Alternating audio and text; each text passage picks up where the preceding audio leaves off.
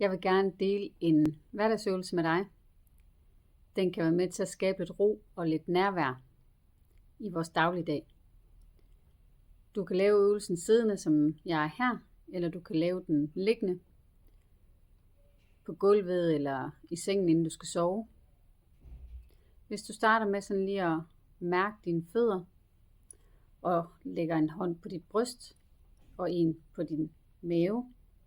Nu når du er derhjemme, så vil jeg faktisk rigtig gerne, at det er hud mod hud, fordi det skaber en dybere kontakt til dig selv.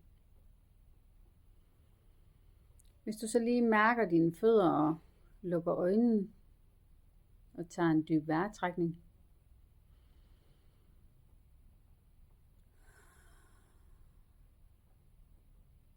Ligesom lige får fornemmelsen af at vende blikket indad. Måske mærker dine fødder igen. Og tager et par dybe vejrtrækninger mere, hvis du har brug for det.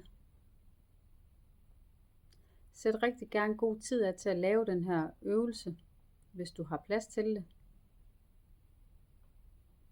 Dukker der følelser op, når du laver den her øvelse, så prøv at være med dem uden at analysere dem, men stadigvæk møde dem med samme kærlighed og forståelse, som hvis det var dit barn eller en god ven, som kommer og delte noget med dig.